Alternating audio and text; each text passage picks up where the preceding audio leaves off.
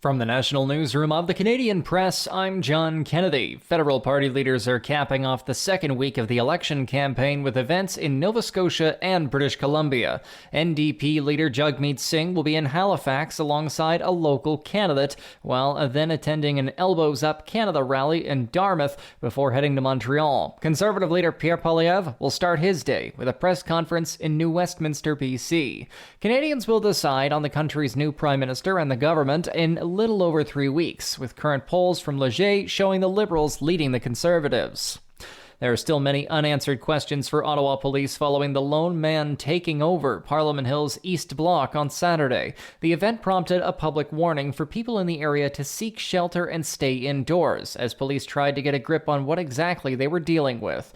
A man had somehow gained unauthorized access to the East Block and barricaded himself inside, but ultimately was arrested without incident late at night. There's been no word on what the man wanted, whether he was armed, or if police are laying any charges. Tomorrow, British Columbia's Premier and Prime Minister Mark Carney are expected to discuss launching a Team Canada approach to support workers in the forestry sector. The meeting is in response to the latest U.S. decision on softwood lumber duties, a combined preliminary anti-subsidy and anti-dumping duty rate of 34.45%. That's more than double the current levy. BC Premier David Eby called the decision an attack on forest workers and all provincial residents, while Ontario ministers are sounding the alarm over a potential housing affordability strain for Americans. Eby plans to raise the issue directly to the Prime Minister on Monday, since forestry workers and their livelihoods depend on the jobs, which are now being targeted by the U.S. tariffs. Naira Ahmed, The Canadian Press. Billionaire Elon Musk, who's been the head of the Department of Government Efficiency for U.S. President Donald Trump, says he hopes someday there will be zero tariffs between America and Europe. The Tesla and SpaceX owner told the leader of Italy's far-right anti-migrant League Party he hoped in the future the U.S. and Europe would create a very close and strong partnership and reach a zero-tariff zone. The comments come as British and French leaders discuss sweeping tariffs announced earlier this week by Donald Trump.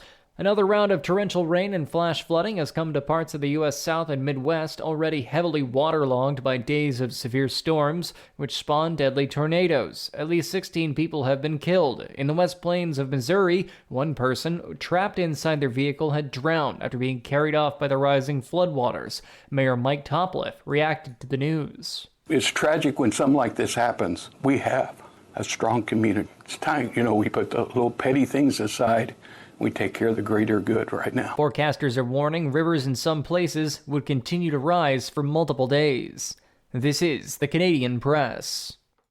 In sports, Francisco Lindor's walk-off sacrifice fly capped a late comeback keyed by Jesse Winker's 2-run triple in the 8th inning, and the New York Mets had a victory over the visiting Toronto Blue Jays. Jays starter Chris Bassett tossed 6 2/3 scoreless innings before the Mets tied it. The Western Conference leading Vancouver Whitecaps have continued their red-hot start to the Major League Soccer season, blanking the Colorado Rapids 2-0. Brian White and Emmanuel Sabay scored for Vancouver, while goalkeeper Yohei Takaoka did not have to make a single save as he collected his 4th shutout of the campaign. Brad Jacobs and his Calgary-based team have won 11 of 12 round-robin games at the BKT World Men's Curling Championship in Moose Jaw, Saskatchewan. They picked a bad time to lose their second game. Jacobs dropped a 7-4 decision to Scotland during the semi-final and will have to settle for playing for bronze on Sunday. From the Canadian Press, I'm John Kennedy.